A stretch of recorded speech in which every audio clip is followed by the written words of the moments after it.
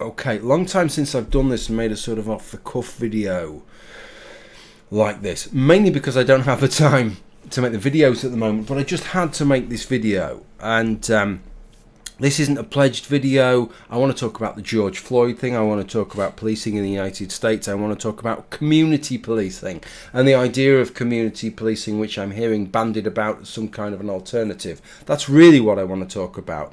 And I've got to talk about this in a way because one thing you will know if you follow my channel is that I don't talk about current things which are like prime, nationally, internationally, main news things. I probably ought to. It gets the views, that's why everybody wants to talk about it, even if they've got sod all to say, quite frankly. But from my perspective, I do my channel because I enjoy doing it, because I enjoy the discussions, not because it's like my career. And in some ways, that time where everybody wants to talk about something is usually when people's flags are most firmly nailed to their masts, and it's the worst time to talk about those things. So I tend to sort of steer clear of that. But what I wanted to do was to make a video, a pledged Patreon video, unlike this one, which is just an off-the-cuff unpledged thing. And I wanted to talk about something that's related to racism, blackface, and how I see that being misportrayed. But in some ways, that's such small beer compared to this, that to make that video and not mention this would sort of jar slightly. I hope you can appreciate that. So I felt the need to talk about this and to sort of set it out. And I have things to say with regard to that, so I'm going to do it now. Before I do that, yes, my hair has sort of gone. I've kind of given up the ghost. Hair is something that was in my past. I've done it.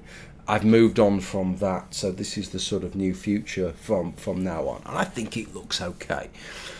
Okay, George Floyd. What I want to talk about really is community policing, but to get to that, I probably need to sort of set my stall out a little bit. Let me just say that I live in a different country, different sovereign state, on a different continent. Not that you would know that. Seems to be a substantial number of people in the United Kingdom who think they live in the United States.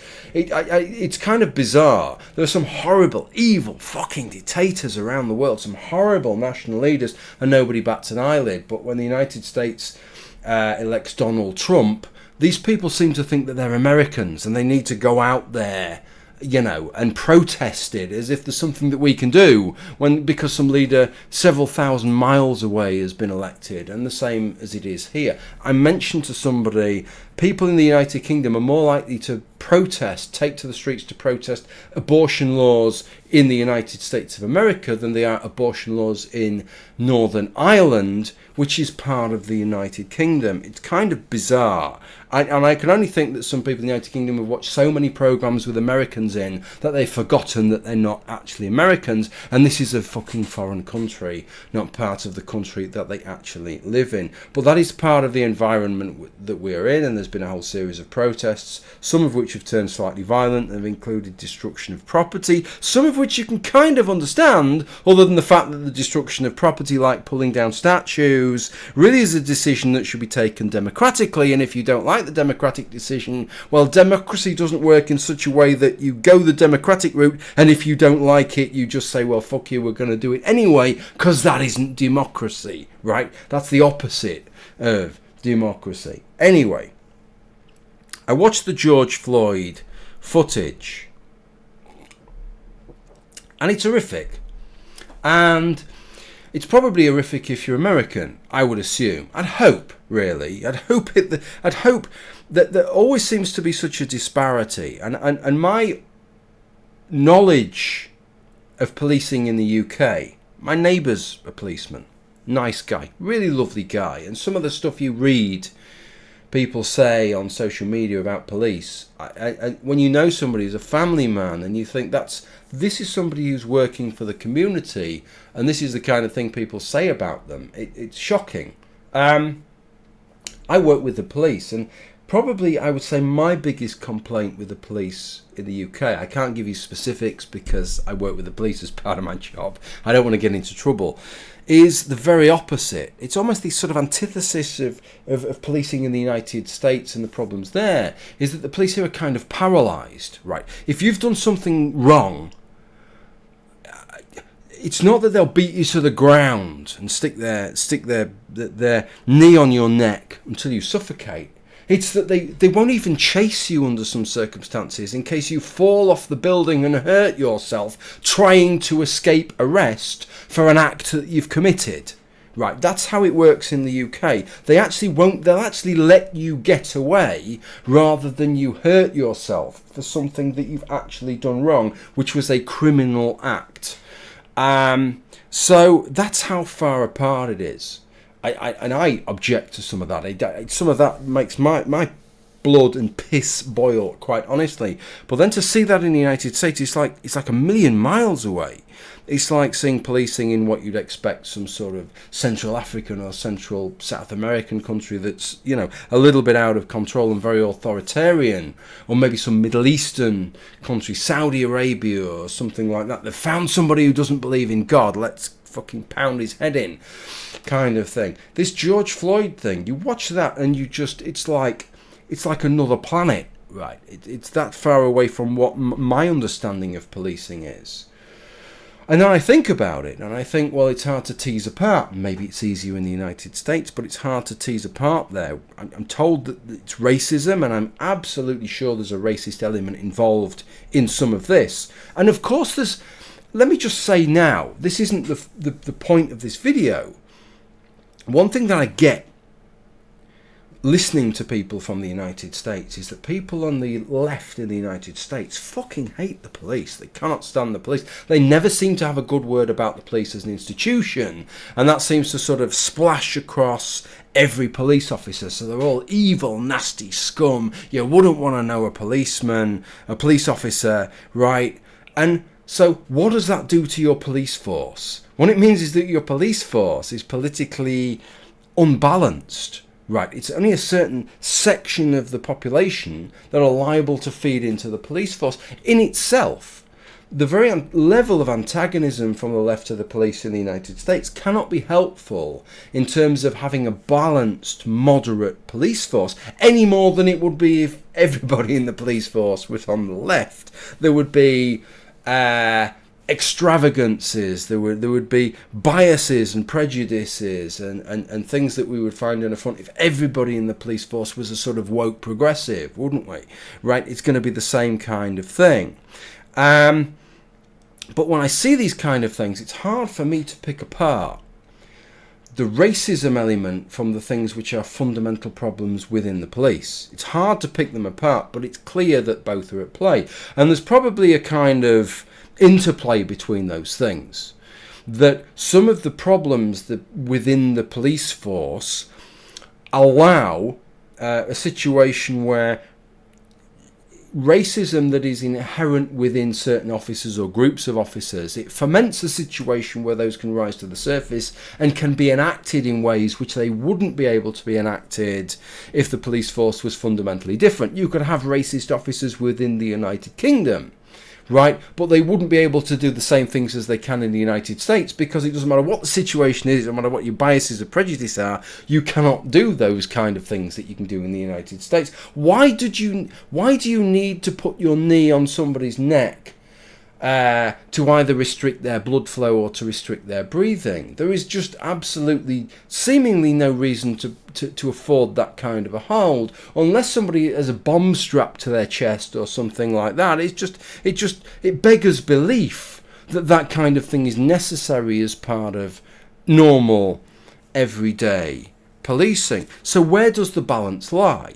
It's clear that these police atrocities take place. It's clear that we see a cross-section of them, but where does the balance lie? You end up in the same kind of situation we had in the UK with dangerous dogs, where dogs had been biting people for 1,000 frigging years, right? And yet when the press got onto it, dangerous dogs, pit bulls, American pit bulls biting people. Every day there was a story of American pit bull biting people, as if American pit bulls are suddenly biting people and no other dogs are. Of course, dogs have always been biting people at the same kind of rates, and American pit bulls are a subsection of that, but that's what the press wanted to show. And so then you're not afforded the situation where you can correctly evaluate the situation anymore, which is the kind of situation why I don't like to talk about these things at the sharp end, because it's the worst kind of time. It's the time when the press is most effused to only report the things that support whatever they've decided at the time.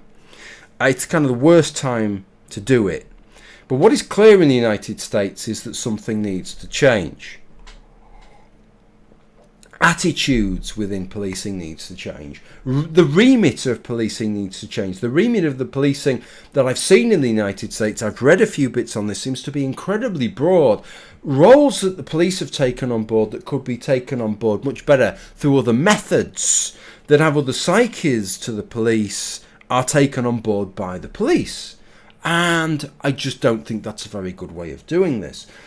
So there's definitely a case for retooling the police, for repurposing the police, maybe slimlining the roles, taking some of those responsibilities away from the police. I am sure some of those roles the police don't want anyway. I know in the fire service we keep getting roles dumped on us that we don't really want, right? Because they're not the kind of things that we joined for, they're not the kind of things that we think we are skilled for, and in some ways we kind of think it's a little bit like if you joined to be a paramedic and somebody said to you, right, you're going to have to start putting out a few fires now, right, because, you know, we think we could do a bit of good there. You'd think, well, that's not what I joined for. And I'm sure the police in the United States feel a little bit like that of some of these things. So there's certainly a case to be made for repurposing all of that.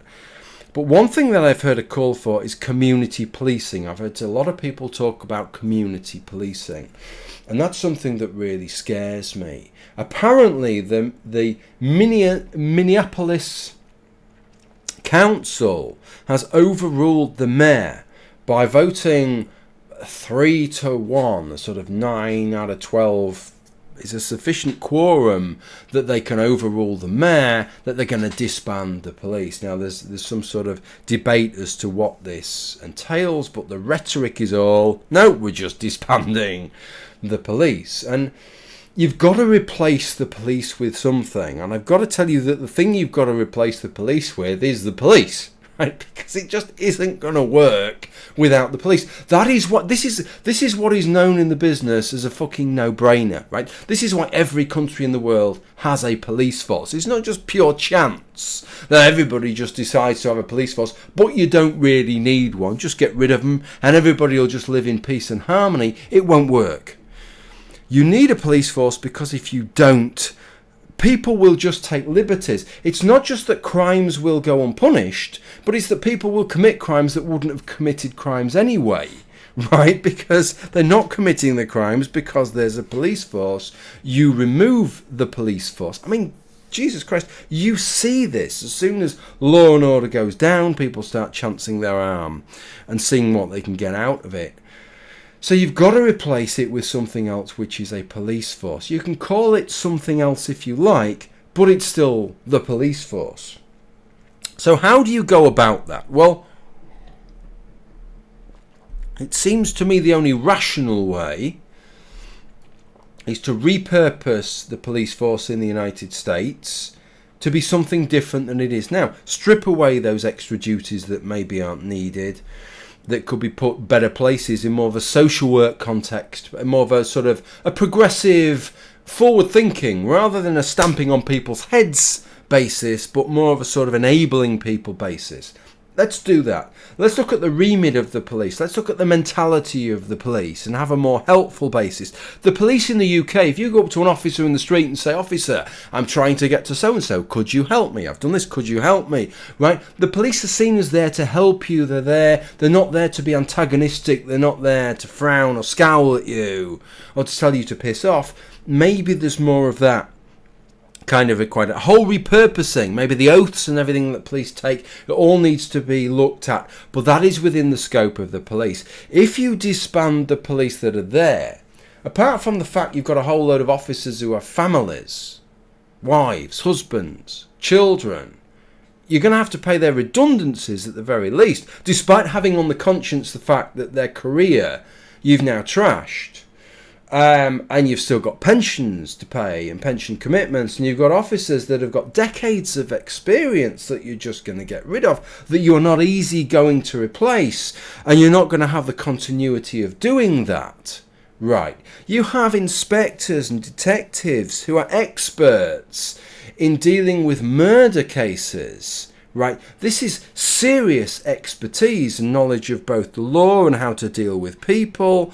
I mean, you know, the mind boggles that anybody would think that that is something that you can easily replace.